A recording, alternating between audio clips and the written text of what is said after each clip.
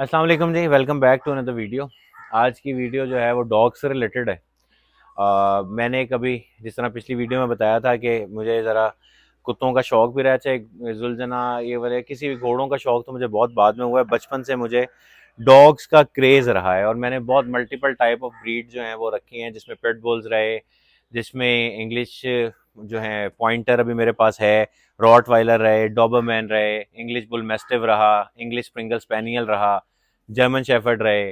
German shepherd अभी मेरे पास है, ये एक इंग्लिश पॉइंटर मेरे पास है और बुली मेरे पास, ये मेरे पास करंट जो है ना वो कलेक्शन में जानवर थे। तो मुझे एक नया पपी, हालांकि जो है अब शुरू में तो भी ज़रूरत नहीं थी, वो जो ज़रूरत है वो क्यों पड़ी उसकी मैं डिटेल जो है वो इन्फॉर्मेशन जो है इस वीडियो में देता हूँ। वो जो ब्रीड जो मैंने ली है जानवर, उसका जो है ना वो बाद में शेयर करता हूँ। वो एक अलग वीडियो बनाऊंगा जिसमें, क्योंकि वो ब्रीड बड़ी रेयर है पाकिस्तान में, और जो उसका काम है, जो उस ब्रीड का पर्पज़ है और मेरे लेने की क्या वजह है, वो रीज़न तो उसमें पता लग जाएगी। ब्रीड के बारे में बात करेंगे अगली वीडियो में।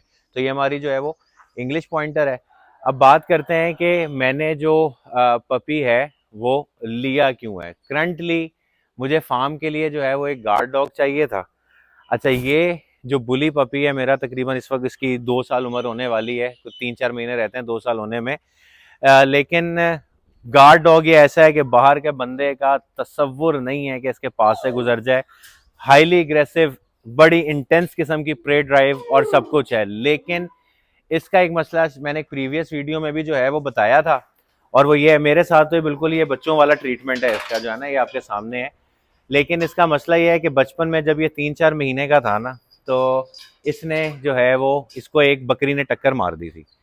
मैंने हत्तुल इम्कान अपनी जो है वो सारी कोशिश जो है वो कर ली, लेकिन इसका वो जो एक जहन में बैठ गया कि नहीं उस बकरी ने मेरा नुकसान किया था, वो इसके जहन से नहीं गया। तो अब तक तो ज़रा बचत थी, लेकिन एक रीसेंट इंसिडेंट हुआ और वो बड़ा जो है ना दुखी था कि ये इसे खाना डाला जा रहा था और इसने कहीं ये कुंडी खोलना जो है वो सीख ली थी, जिसकी वजह से यहाँ पे ताला लगाया है।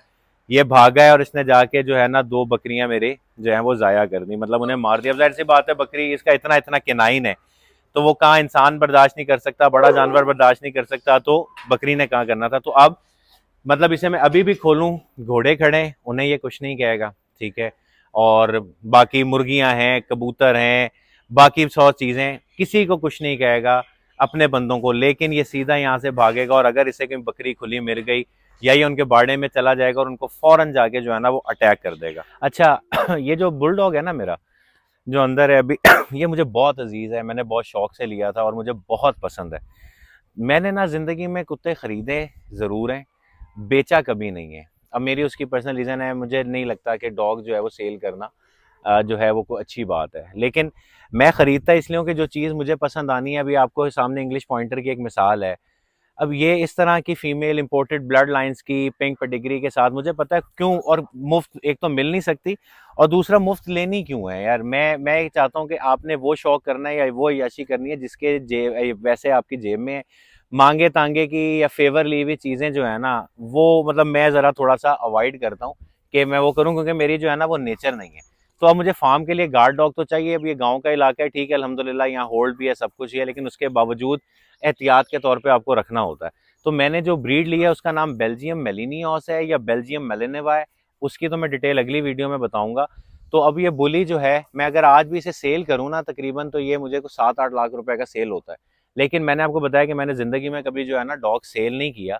अब ये अच्छी है, सब कुछ है, लेकिन इसका गार्डिंग जो है वो काम नहीं है। ये शिकार के जानवर हैं, इनका काम परिंदे या वो शिकार है, इनका काम वो है ही नहीं कि ये फार्म को ये स्मेल से गाइड कर देगी, बता देगी कि कोई अनइवन या अननोन स्मेल है, लेकिन ये किसी चीज़ का नुकसान नहीं कर सकती। तो फार्म जैसे इलाके में आपको एक ऐसे गार्ड डॉग की ज़रूरत होती है जो मतलब प्रॉपर, जिसमें गार्डिंग इंस्टिंक्ट्स हों और वो प्रॉपर अपनी ड्यूटी वही परफॉर्म कर सकता है। इतनी खुली जगह में तो ये इसके बस का रोग नहीं है। सो मुझे ज़रूरी था कि मुझे एक गार्ड डॉग ऐसा मिल जाए, और अल्लाह ने किया वो मिल भी ऐसा गया है कि इंशाल्लाह विद इन 6 मंथ, इस टाइम पीरियड में वो प्रॉपर तैयार भी हो जाएगा और वो हर्ड एनिमल भी है और इस तरह के माहौल में रहने का जो है ना वो आदी है।